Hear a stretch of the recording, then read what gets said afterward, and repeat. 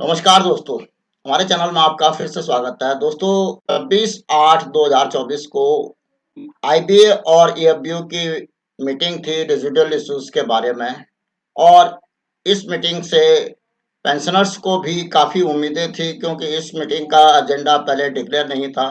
तो उनको ये लग रहा था कि पेंशन अपडेशन से रिलेटेड और 2016 को बेस ईयर शिफ्ट करने के लिए और स्पेशल अलाउंस के मर्जर के बारे में और प्राइवेट सेक्टर के एक्स ग्रेशिया के बारे में और एक्स ग्रेशिया का अमाउंट इस फाइनेंशियल ईयर के लिए रिव्यू के लिए भी चर्चा होगी।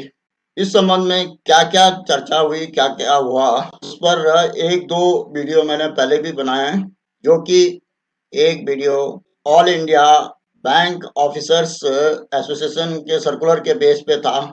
अब ईएफबीयू की तरफ से ऑफिशियल सर्कुलर निकल चुका है और उस सर्कुलर में क्या-क्या बातें सामने आई हैं, उनको मैं आपके सामने डिस्कस करूँगा और उसके बाद पेंशनर्स को क्या मिला उस पर भी मैं चर्चा करूँगा। दोस्तों, United forum of bank unions का जो ये 26/8/2024 का सर्कुलर है, ये circular number EFBU/2024/7 to all constituent unions.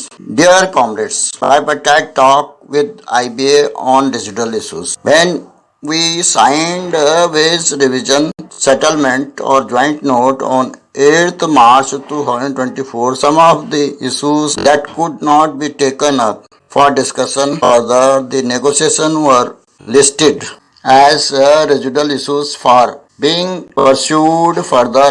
A round of bipartite talk was held today between IBA and UFBU at Bengaluru on these issues. अगले पैरे में इसने लिखे कि IBA और इनकी तरफ से कौन कौन रिप्रेजेंट कर रहे थे. We further here in the gist of issues discussed in the meeting today. 1. Improvement in PLI scheme. IBA informed that bank have been issued advised of revised norms for grant of PLI as per minutes signed on 15th June 2024 with our unions. We pointed out that some of the banks are moving unilaterally in the matter of fixing parameters and same should be discussed with the unions and associations. ये तो agreement में था कि जब भी individual bank कोई भी parameter decide करेंगे तो वो यूनियन के साथ डिस्कस करेंगे. इस में यदि कोई बैंक फॉलो नहीं कर रहा तो उसके लिए वो आईबीए के साथ बात कर रहे हैं, लेकिन इंडिविजुअल बैंक यूनियंस को भी डायरेक्ट अपनी मैनेजमेंट से बात करनी चाहिए के लिए कि क्यों नहीं उनको बुलाया जा रहा है पैरामीटर सेट करने के लिए, डिस्कशन के लिए. दूसरा पॉइंट है updation of pension. IBA inform that the issue continues to be sub judice and hence cannot be discussed at this stage. We have requested that looking to the profit of the bank for year 23-24, the amount of ex gratia may be reviewed. दोस्तों, ये ex gratia के amount review करने की बात की है, लेकिन इसमें आईबीए का क्या स्टैंड था इसके बारे में कुछ भी बात नहीं की गई.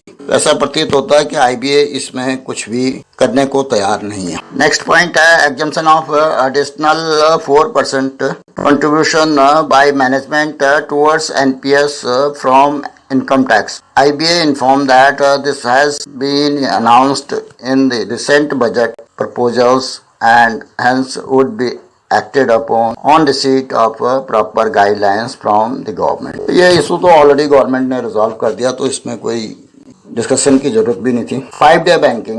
We pointed out even though IBA has agreed to the union demand and recommended to the government wide MOU dated 7th December 2023 and settlement or joint note dated 8th March 2024, the issue is still pending with the government. IBA informed that the issue is being pursued by them with the government. From our side, we pointed out that we have been patiently awaiting government's approval of the same and conveyed that any further delay would only result in industrial unrest, and AFBU would be constrained to take a decision to ventilate the agitated feeling of workforce. दोस्तों 5 day week के बारे में तो कई बार discussion हो चुकी है और इसमें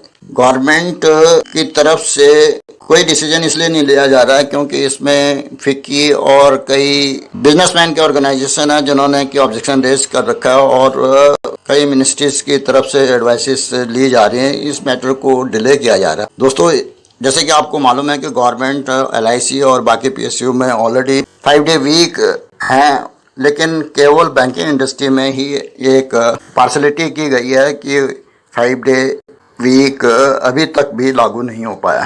पॉइंट है additional convince allowance for employees with benchmark disability.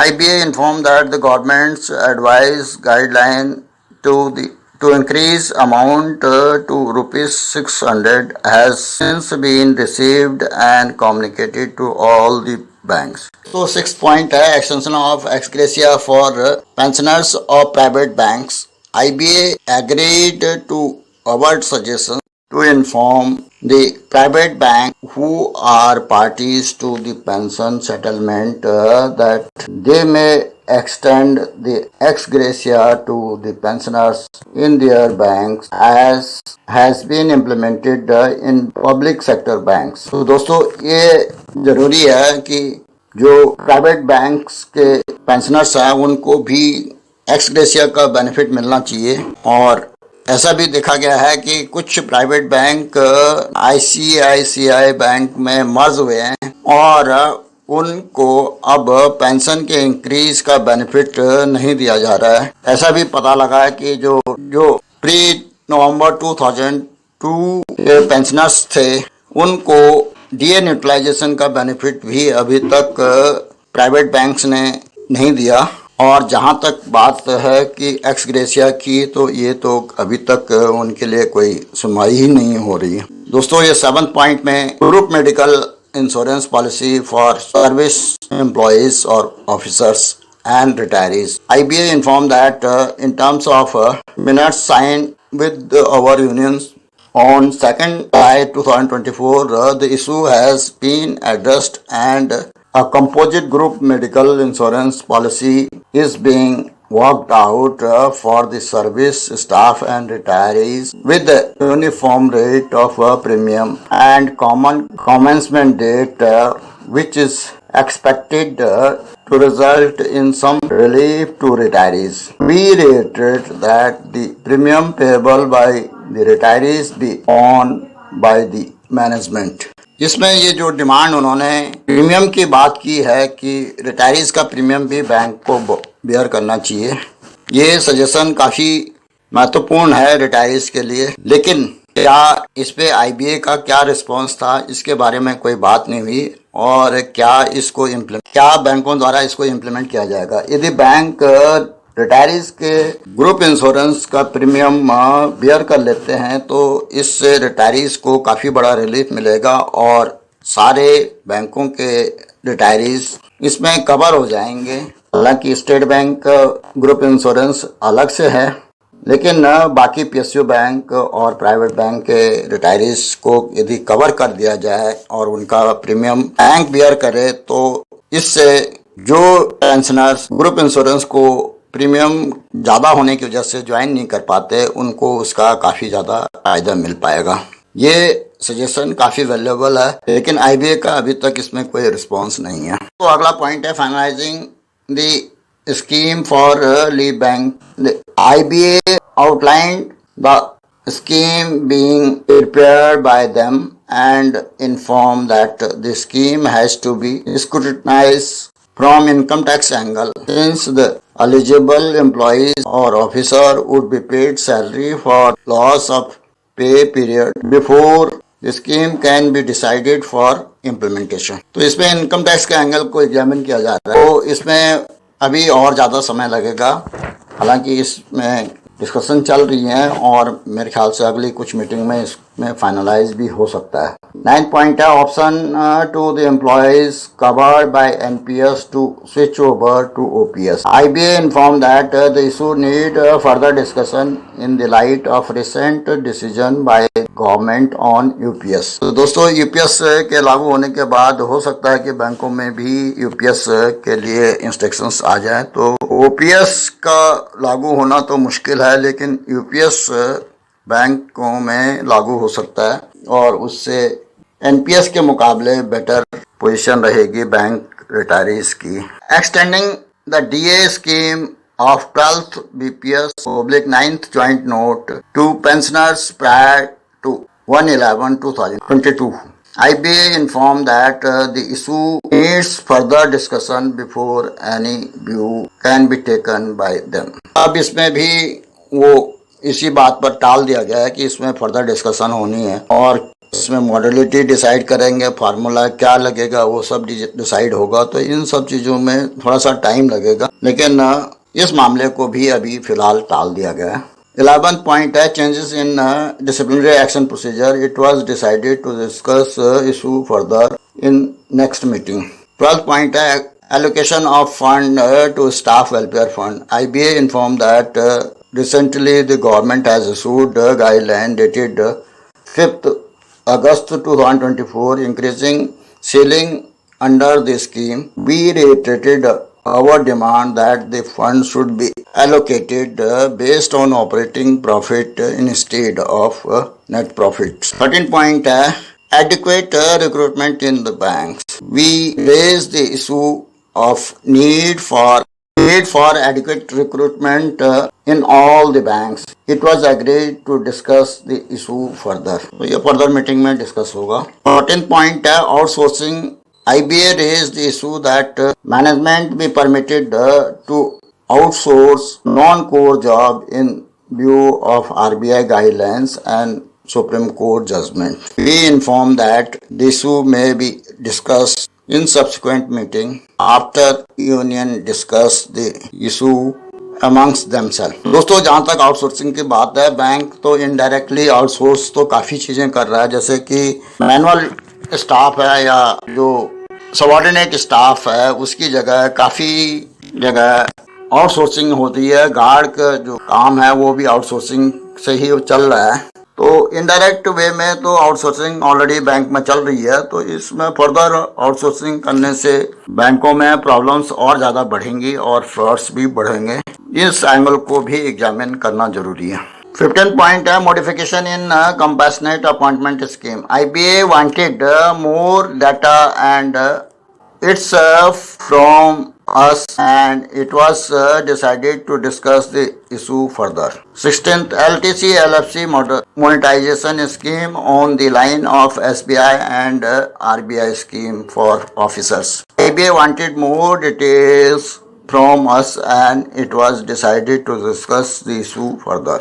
17th notional cost stagnation increment for officers in SMGS 5 who retired during 1/11/2017 to 31st October 2020. We have raised the issue. It was agreed to discuss issue further.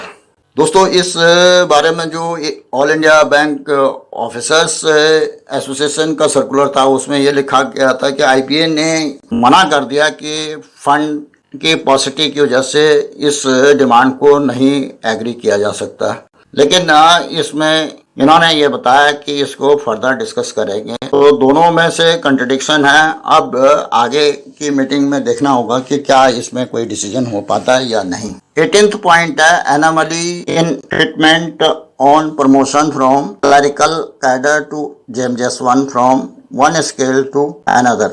IBA informed that the issue has been resolved and the model formula for treatment of pay of employees on promotion duly implementing the provision of 12th BPS and 9th joint note has been advised to the bank. Few other issues listed under residual issues for both workmen and officer shall be discussed further in next meeting. With regards, yours comradely, Sanjeev के बंगलिश convener. ये इनकी तरफ से communication है जो कि formal communication UP का है। अब इसमें यही है कि पेंशनर्स के लिए जो ऑब्जेक्शन का इशू या एक्स ग्रेशिया का रिव्यू का इशू या स्पेशल पे का मर्जर का इशू या बेस ईयर चेंज होने का इशू कोई भी अभी तक सीरियसली न तो डिस्कस किया गया, ना इसमें कोई उम्मीद है कि उसमें कोई डिसीजन होगा ईयरव्यू की मीटिंग में। तो दोस्तों, इस ढंग से पेंशनर्स के लिए तो ये मीटिंग काफ़ी निराशाजनक थी, क्योंकि उनकी काफ़ी एक्सपेक्टेशंस थी कि ये अब लगभग 6 महीने होने जा रहे हैं तो कुछ ना कुछ इशूज़ पे बात होगी। ख़ास तौर पर एक्स ग्रेशिया के रिव्यू की जो बात है इस फाइनेंशियल ईयर के लिए, उस पर तो चर्चा होने की संभावना थी, लेकिन इस पर भी नहीं किया गया। जहां तक वर्किंग स्टाफ के लिए 5 डे वीक काफ़ी इम्पोर्टेंट था, लेकिन उस पर भी कुछ सब्सटेंशियल रिजल्ट नहीं आ रहे हैं। जहां एक और स्ट्राइक की कॉल दी गई थी केरला के एम्प्लॉयज़ के बारे में, तो उनको देशद्रोही गतिविधियों के लिए आसीट किया गया था, क्योंकि उन्होंने मुशर्रफ की मृत्यु पर श्रद्धांजलि व्यक्त की थी, जो कि एक देशद्रोही कार्रवाई थी। और दूसरी तरफ ये 5 डे वीक के लिए स्ट्राइक की कॉल अभी तक यूएफबीयू करने को तैयार नहीं है, जबकि इस मैटर को अभी तक लटकाया जा रहा है और उम्मीद की जाती है कि यूएफबीयू इस मैटर को अभी जल्दी रिजॉल्व नहीं करवाता तो ये अब 13th बाइपार्टाइट का चार्टर ऑफ डिमांड में भी शामिल हो जाएगा। दोस्तों, इस सर्कुलर के कंटेंट्स देखने के बाद सीधा सीधा ये कंक्लूजन ड्रॉप किया जा सकता है कि पेंशनर्स के लिए ईएफबीओ द्वारा कोई भी एफर्ट्स नहीं की जा रही।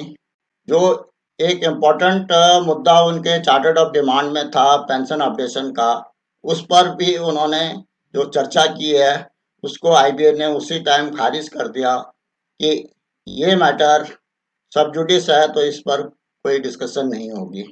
दूसरा मैटर जो ये के बेस ईयर चेंज करने का था 2016, उस पर भी उन्होंने ये कहा कि इस पे और मॉडलिटी डिसाइड होगी और इस पे और चर्चा की जाएगी।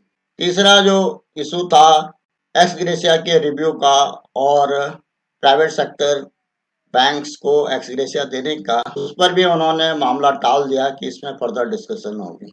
चौथा जो मुद्दा है स्पेशल अलाउंस मर्जर का, उस पर तो चर्चा ही नहीं की गई, क्योंकि उसमें पिछली मीटिंग में ही उन्होंने कह दिया था कि ये मैटर सब जुडिस है, तो इस पर कोई बात करनी बेकार है। इस तरह से पेंशनर्स के इशू को ईएफबीयू किसी भी ढंग से सिंसियरली नहीं लेना चाहती और ना ही सरकार या आईबीए उसकी कोई सुनने को तैयार है।